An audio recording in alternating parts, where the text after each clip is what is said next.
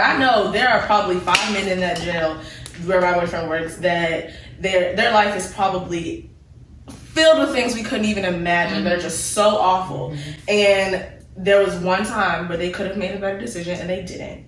And they're stuck in this endless spiral. So, like I said, it's just a culmination of many things. And being a person of color in America, that just piles a whole other ton of shit on top. Stuffing it. And another thing we might like forget too is like we don't have to go straightforward like all the time. Like it's not always gonna be an easy path. Like obviously, like she was saying, you're gonna have to take the opportunity, wait for them, work for them. Because a lot of people, you know, might lose hope, you might lose patience, but you just gotta keep those two things until your time is there. Because you know, as you said before, I believe God will give you at least one opportunity. You know, because as long as you believe in Him and keep faith with Him, you know, He's gonna look out for you and stuff. Yeah, so, I think it was Steve Harvey, honestly, that said it, that like you can be standing on a street or something like that, and the moment you ask God for something, He packages it up and He sends it to you. Now, whether or not you're still in that spot in order to receive it, right? That's completely up to you. Like, are you gonna hold the faith to, you know, believe what He's already said, what He's already spoken over you, what's already in you? Are you gonna hold that faith, or you know, are you just gonna believe it for a season but then not believe it for the next? You know what I'm saying? And So like I said, it all comes back to mental health because that's a part of your mindset. Like, absolutely, people literally have. It's like a go-get mindset and like a stop mindset. Those aren't the names, but like one person is like, you know what? I tripped and bust my knee open and I was late to work and I spilled coffee over myself, but I'm still go to work and make it the best day it can be. Somebody else tripped and bust their knee open, spilled coffee on themselves, turned right back home and went back at home. Because people have different mindsets, and like there was some like scientist I studied my senior year who she said that was what drove her literally to see why some people fail and why some people don't. And she was like, even if they have the exact same circumstances and they come from the same thing, like me and my brother, me and my siblings, like we all came from the same stuff, but we're at different places in our life. Why? Like different mindsets, different choices, like all of that stuff comes back to your mental health.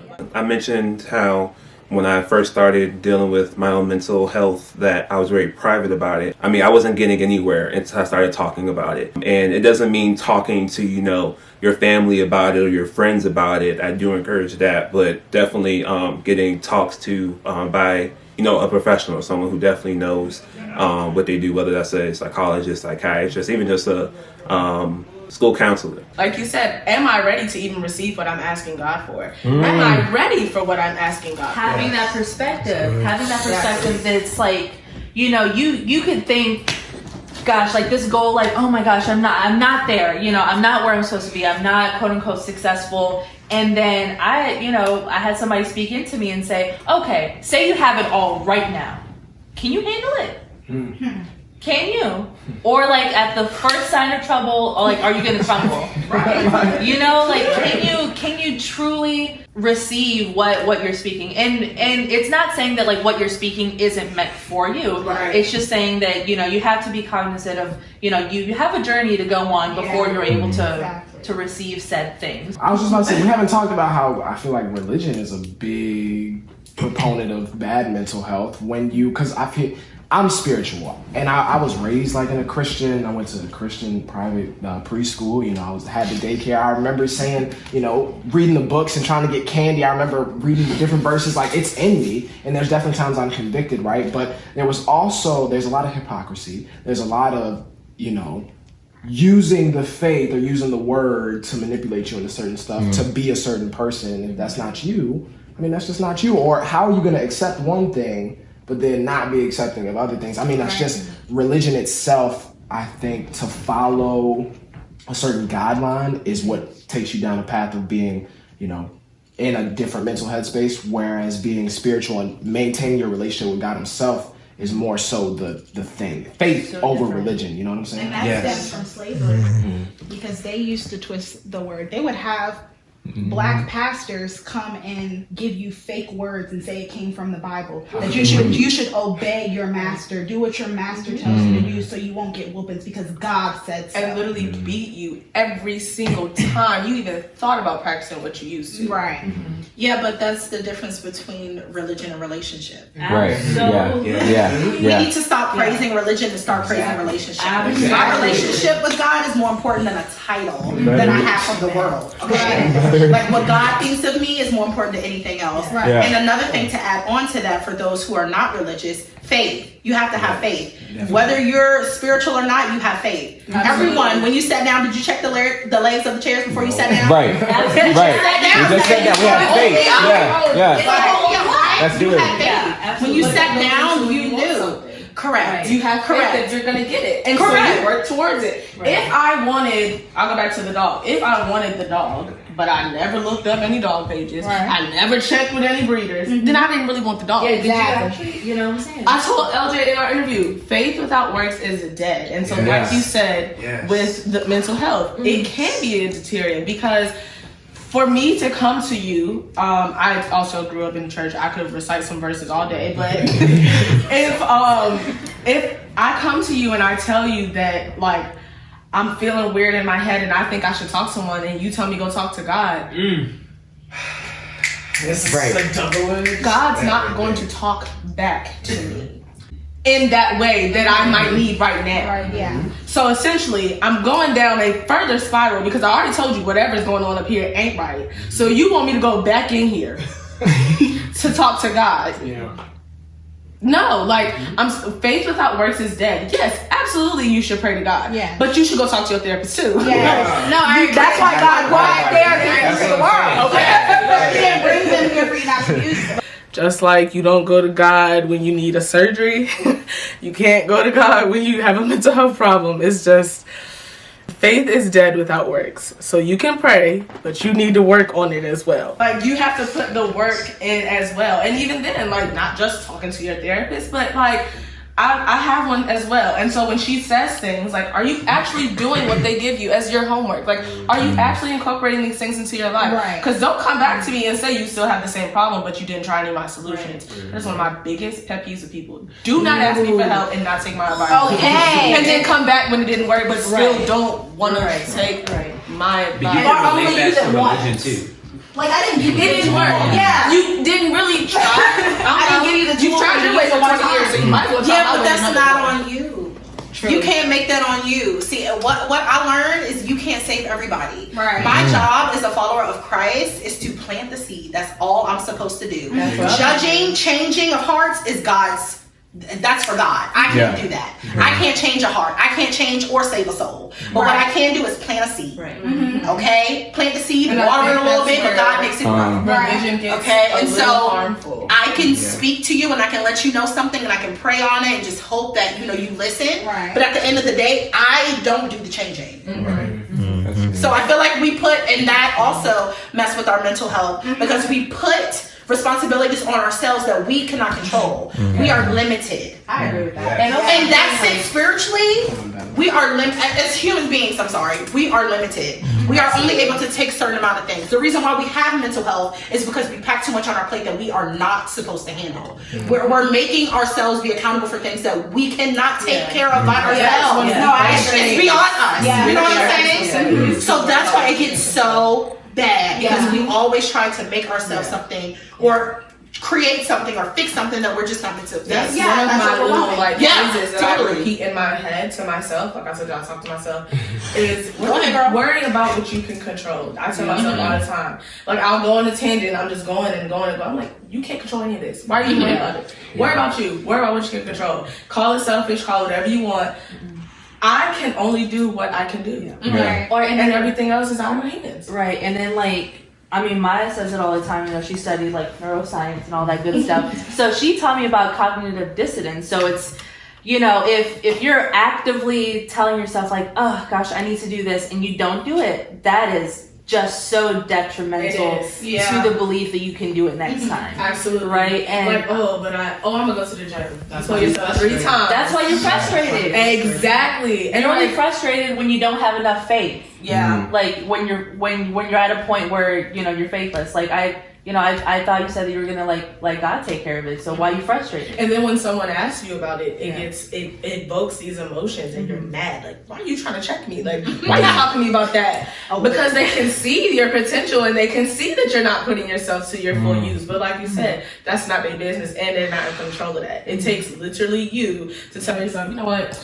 I told myself all last month I was gonna go to the gym, and I ain't set foot in that gym. But I'm gonna go this month and just going. Like, even if you go for 10 minutes, you step foot in there. Yeah. It's a step. And celebrating those small wins literally will pull you to the big ones. But if you can't see the happiness in you just getting yourself there, not even getting on the machine, but you're there. You signed up for a membership. You didn't even work out, but you came. Right. Those small things will propel you to even get to the big stuff. And keeping the blinders on, and like while you're there at the gym, not comparing your page 1 to somebody's page 1,000,000. To somebody's page, I gotta focus on the fact that I'm even here. Yeah. Unless I'm a smooth 10 minutes on this treadmill, and then maybe I'm gonna dip. But then maybe tomorrow I'm gonna do 12. Right. Maybe the next day I'm gonna do 15. And just understanding that everything that lasts, that truly lasts, is built on a solid foundation. That's correct. Right. So like what you're doing daily, what you're speaking to yourself daily, if you're making one small step towards your goal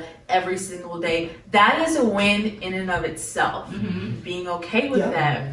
But just keeping the bigger picture in mind. But it's so crazy that you guys say that you both grew up in a faith. I was not. I was a self-proclaimed atheist for I don't know how long. How long? I wanted to say it. I thought it would not that I would claim that I was an atheist, but I thought about it. I was like, if I say that, if people slight me. I didn't know him, so there was nothing that could smite me. I was just you're not there.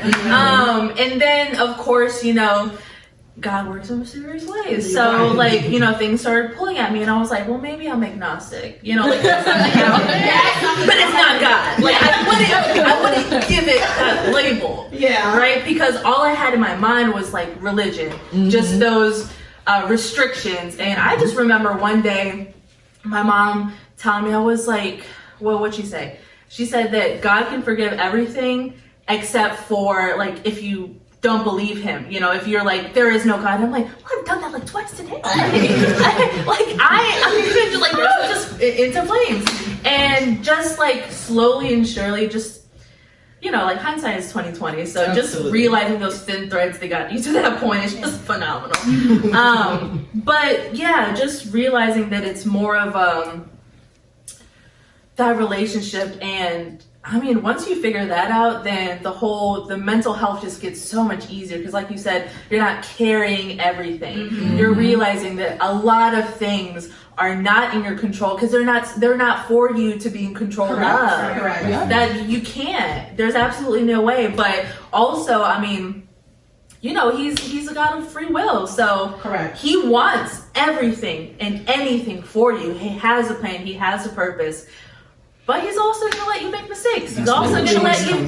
Yeah, he's also going to let you make the choice. It's your choice. Absolutely. He's going to let you... Think about it. If you're in a relationship, I don't want to be in a one-sided relationship. He's my boyfriend because I want him to be. Right. I want you to want me just like I want you. Right. And that's how God is. I love you so much. I want so many great things for you, but I want you to want me to. Right. I want you to urge for me. I want you to want those things. Because if you want those things, you'll literally work for them. Right. But in any relationship, I think people love to blame God, but you don't believe. So when things go wrong, but see, that's why I believe God, because see, I asked him for this and he didn't give it to me. No, we're not going to do that. But you're not ready. Because not only that, but it's a two-way street. I can't sit here, God, please give me $1 million in my bank account. Tomorrow I'm going to wake up rich. I'm quitting my job. That's not how it works. Yeah. You know what I'm saying? I have to work for that $1 million. I have to do my part. I have to keep my faith, but I also have to do my part. Right. It's not a one-way street.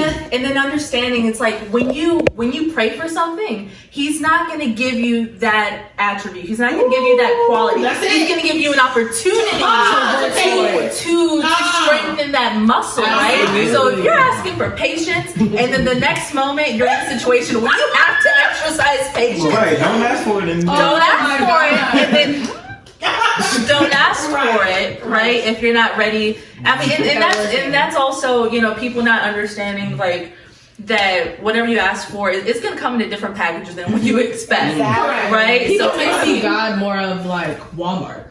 yeah. Right. I need a new TV. Right. Yeah. God. No. That is not how it works. And that is why it's so important for you to have your relationship with God. Right. Not what this book and this book and this book and this book and Or that pastor and your person. preacher and your Right. mom and your dad. Not what all of them have told you God is and what he should be to you. What you can make of your relationship with him. Because I had like such a problem with myself that I wasn't feeling church anymore. I wasn't gonna force myself to go, but I was just like, dang, like this is not what Sundays are. Like I'm supposed to be in the church, but I didn't identify anymore with that, like with what I grew up in, and that, and I just was like, I was so mad at myself, but I couldn't bring myself to go. So I was like, you know what? I'm gonna still do what I can do on my part to feel like I am good with God. Right. But as far as like an organized religion, like I don't know that is where I fit. But I have a relationship with God. I talk to God every day, and I had to get it in my head that is okay. Like it is okay, because there's a verse, I'm pretty sure, maybe possibly, that says everybody sitting in church ain't even gonna touch the pearly gates anyway. So if sitting in church was the only thing you needed to do, then a lot of people would be straight, but it's not. So like, And the God that he is for me is not the God he is for you. And that's why personal relationship is so important. Yeah. Because what God helped me through and saved me out of may be something completely different from you. Yeah. You know what I'm saying? That's why it's so important that you have a personal relationship. Right. And everybody doesn't want to go to church. I get it. I personally like church because I think it's important to be around people of like mind. And you're getting refilled with the spirit of people who believe in the same thing that you believe in. So it's easier. But that's not gonna save me though. You know what I'm saying? Like me going there, hanging out with them does not save me. Me having a personal relationship with God saves me. You know, and I think that people need to be more open-minded about that. You know, I'm a churchgoer. I put on my heels and I praise God. I just like to do it. But if you don't, as long as you have that relationship with God, he loves you. He's there for you regardless. And that's just what it is. Look, I see a crazy visual of like being in church, right? All of a sudden the rapture happens and you grab your mate, like, take me with you. I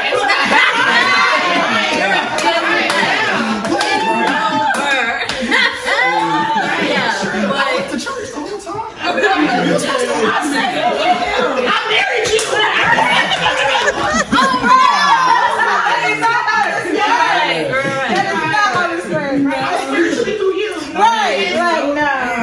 No, but I mean, and just understanding that, like, that religion, I mean, that's honestly why I turned away from it, because I got baptized twice before. You know, my dad is Catholic, so as a baby, when you don't know what's going on, right? And then even as a quote-unquote Christian, when I was 9, still not knowing what's going on. Yeah. But then I grew into, like, a weird, like, resentment, because I just saw how just it's not inclusive, like that religion part of it is not inclusive, because if you don't do this, you don't do that, then God hates you, right? Or like you have to earn his love, right? That's just so, and that's just so, at least for the Hispanic community, that's just so prevalent. You know, it's like you have community as well, because I think, like you said, like I got baptized at 11. Why? What do I do? Right. Why would I do that? Like, I don't know what I'm doing. I'm doing this because I thought it would make my daddy happy. Like, because my mom hates me, you know? I feel like it in, you know, our cultures, it is so terrible that we push it on children so heavy. Like, most people aren't even getting into that relationship with God until, like, 16. Like, to be baptized anytime before you have started your own personal relationship or whatever it is in that religion that you do to give yourself to God isn't, I don't know, I have such a problem with that. It's just one of those like kind of unspoken stigmas about like, people are born into a religion. Oh, my family's Baptist. That must mean I'm Baptist. Yeah, I can't be anything else. You know, it's just finding your own relationship with God, and then finding yourself, because I feel like, you know, we all have God within us. So it goes back to being mental health. So you knowing yourself is you have a relationship with God. It starts there. It doesn't end there. But it starts there. Right. Yeah. Make sure you ask yourself if this is really what you want to do, if this is really what you want to say, or whatever. I feel like it's when you're younger is when, you know, you don't know who you are, you don't know what you're getting into. You might do things to your body physically and mentally by surrounded by people or doing some things. The camera is a very good therapist. They listen. It listens to everything. They don't talk back. They definitely don't judge you. Maybe the camera might add a few extra pounds, but they're not adding their opinion, you know what I'm saying? And so I try to, you know, kind of keep a blog or keep a little journal. And whatever is stressing you out or like, you know, making you happy, say it, you know. Tell people like, yeah, you're doing this or you're doing that. Or if you're having a good time, let that person know. Also, me and my girlfriend, we talk very often. We try to stay off of social media, really, and stay grounded in each other. Find yourself, know your worth. I was going to say, it's funny you mentioned, because I was going to go into with the whole being born like to the Baptist church or anything. Because, you know, obviously, you know, with the black family, you know, that, you know, most of us are in. My mom, one thing she loves to say, that's the devil, like, you know what I'm saying? But like, and I think that's one, I was going to tap into like the children, like they're so like, you know, worried about like, you know, our children getting into like bad stuff. So they kind of, I think that's why they kind of make like their children like go into that stuff, or not make them, but like, you know what I mean? Kind of push them towards it, because they don't want that to be the devil's work that they with and all that. But it's funny, I was also going to mention another thing that you were talking about earlier about like, you know, you were joking about like the rapture and one thing. One thing I also hated, and it's just me, when the pastor would be like, it's the end times, y'all. God coming tomorrow. I was like, can I get the 40 at least? Can I at least live my life? Like, I want to see my grandchildren. Dead me for nothing, guys. I want to be at the 12. But it's just like, what's crazy, what I think about all that is like, this year is 2020. And I forgot who told me, I've been telling my dad or somebody. But you know, like 2020 obviously is like the year of like the perfect vision or something. And what I thought about was like all this crazy stuff is happening. It's like God is probably showing us like, hey, you better get it together. I'm coming back soon. Because y'all really messing up. Yeah. Okay. Yeah, and then like understanding, like going back to perspective is just, you know, a lot of people see the circumstances for what they are. Like, I lost my job, or, you know, I fell with this illness or what have you, but like a lot of beautiful things that you have to be in the right mindset to accept, you know, was, you know, a lot of people got more time, you know, going back to like, did you really want that, what you prayed for? You know, a lot of people kept praying for like, oh God, I need more time with my family, all this other stuff. You lost your job and now you have it, right? And now you have it in a crazy set of circumstances, in this crazy package. But you know, he did, there's just a seed there that you just have to, you know, in any situation, any situation. God loves specificity. Be specific in what you pray for. Because if you said, like you said, God, I want to spend more time with my family. Okay, well, I'm gonna take your job so you can. Like, not God's gonna take your job, but you know what I mean? Like, the circumstances align, and now you do have more time with your family, but not in the way you wanted. God, I want to keep my great paying job, but I also would love to find a job that pays just as well and allows me a little more time to myself. Like, be very, very, very specific. Because God will give you what you ask for. Needs, because didn't he say that he's gonna supply? He did. How many? All. He said don't even worry about it. He said all. Okay. What is all? Because it's that verse with the sparrow. The sparrow don't worry about when it's coming or going, because it knows that it's gonna have what it need. Okay. Right. So just like focus on those wants, focus on, you know, moving towards that, but just having that faith that God is gonna say what he said, because he never lied. I think one thing about with the needs thing though, you don't have to pray specifically for, like you say, you don't have to pray specifically like, oh, I need this and I need that. But one thing you do want is like, for example, like if you have like a goal, like, you know, everybody's had a goal to do whatever. You want to pray for like strength, you know, and maybe like for, you know, focus or any stuff like that, because you might lose some of that. And you might need God at times, you know, when you're really down bad, because, you know, obviously, you know, we can't do things on our own sometimes. So I think it's important too, like when you were saying, like for kids, I think, I ain't gonna speak on your situation, but personally for me, I do go to the church, but I wasn't raised around that. Like my family were Jehovah's Witness.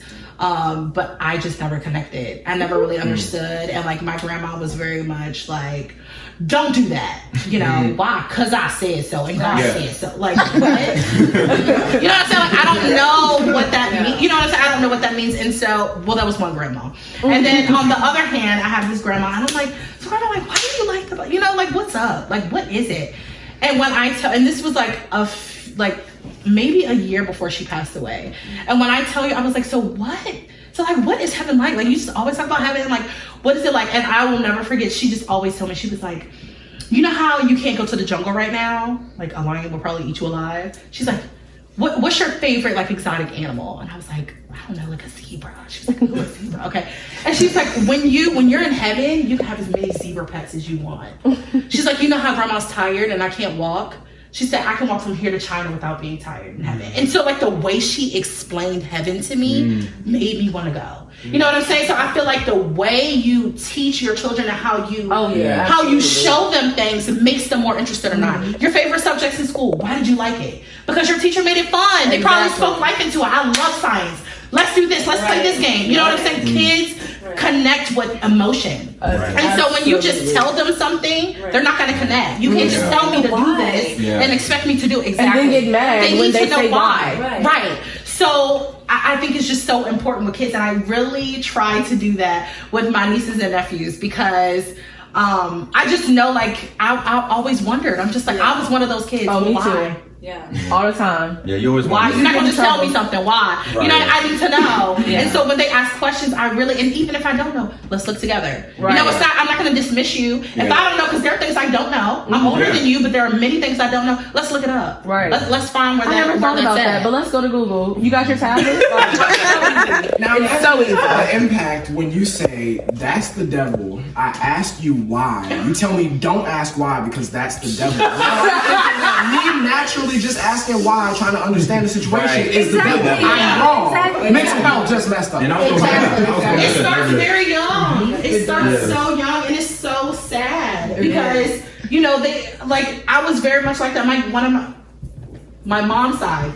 I mean, we just didn't connect. Yeah. And then on my dad's side, like my grandmother was just so different, but I'm glad I had two different perspectives because even growing up, I still knew that in my heart that was wrong. You know what I'm saying? Like, oh, what you're telling me is not right. I understand that you're my grandma and I respect you, but what you're telling me and how you're making me feel, align with your spirit. I don't feel like God would want me to feel this way. You know, you talk so highly of God, but the way I'm feeling, I don't think God would want me to feel this way. And so hearing my other grandmother's perspective, I'm like, oh yeah, I like that guy. I like the guy you talking about, I'm on that one. You know, so it's just all in perspective, how you express it to them. And as they grow, they're going to choose their own paths. As we all know, but you know, right, and that was going back to like when I was in that religion, and I mean, and my mom said the only thing that God can't forgive is you not believing in Him, and then I've already done it like a million times that day, you know, saying and just questioning God.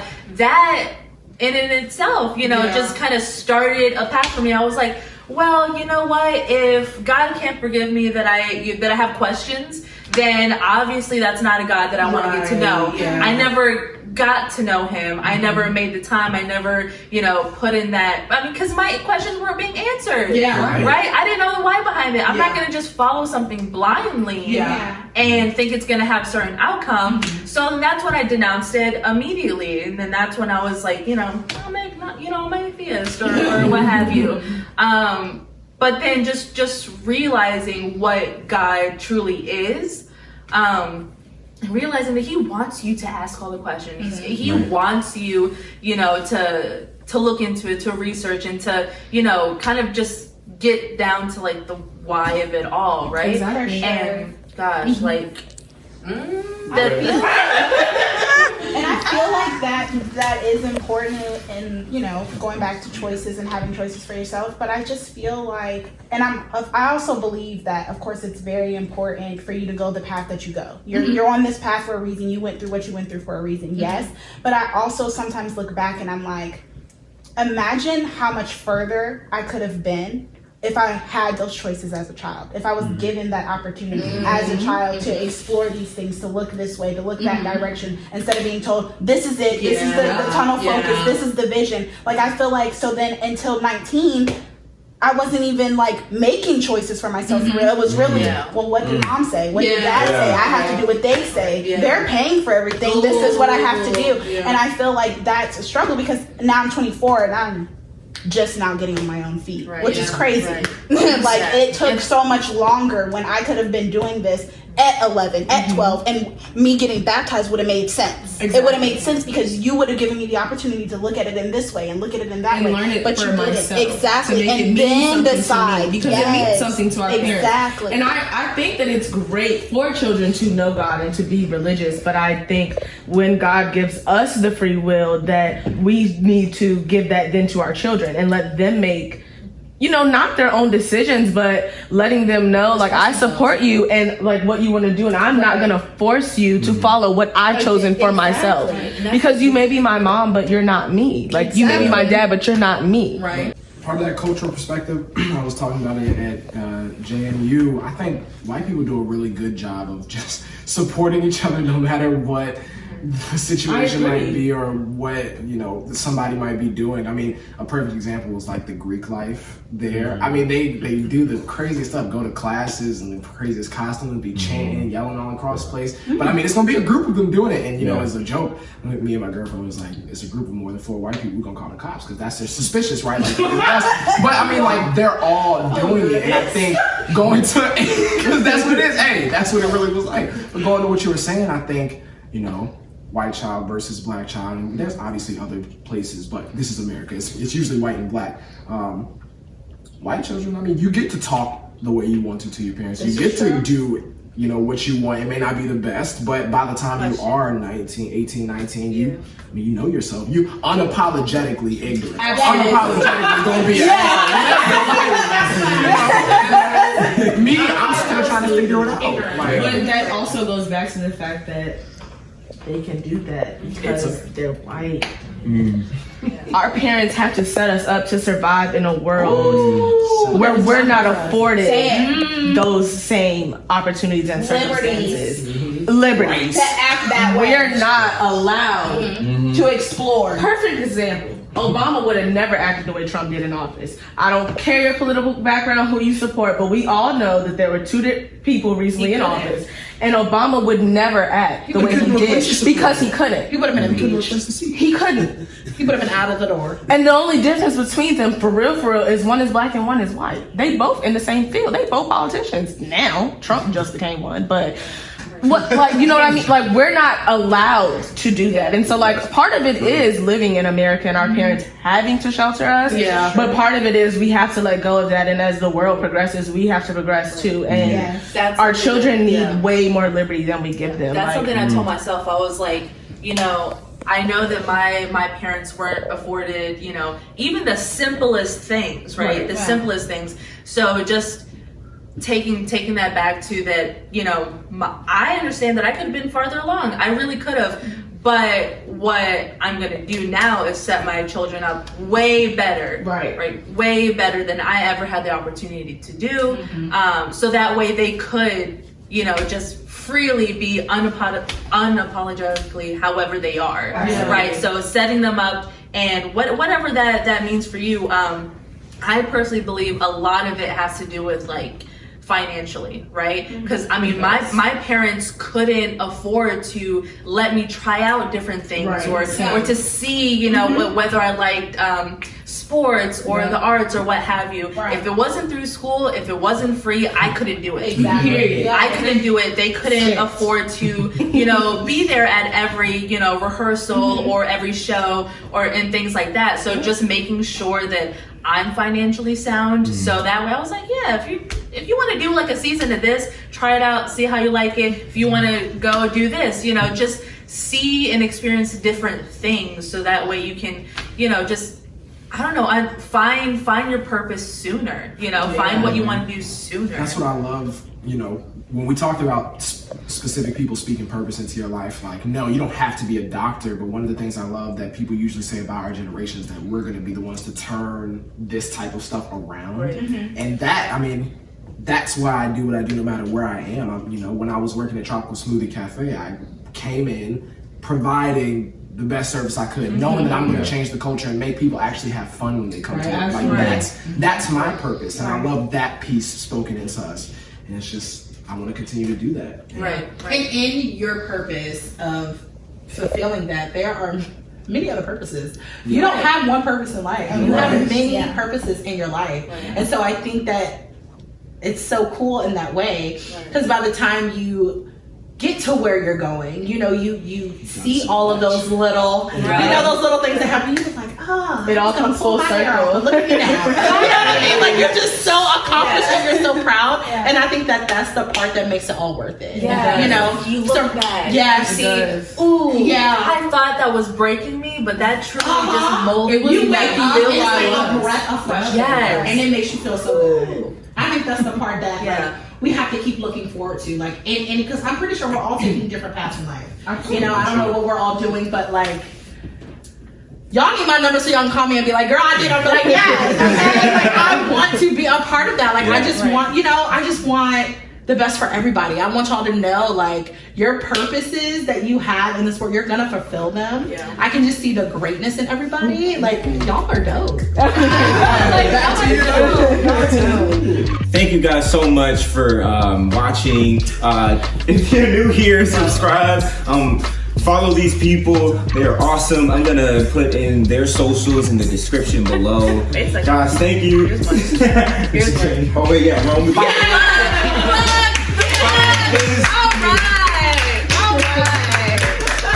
If you want more from this guy, you know where to go. But I mean, all of you guys are doing just awesome things, and like, thank you guys so much for being here. Like, honestly, this is amazing. Thanks for giving us the space.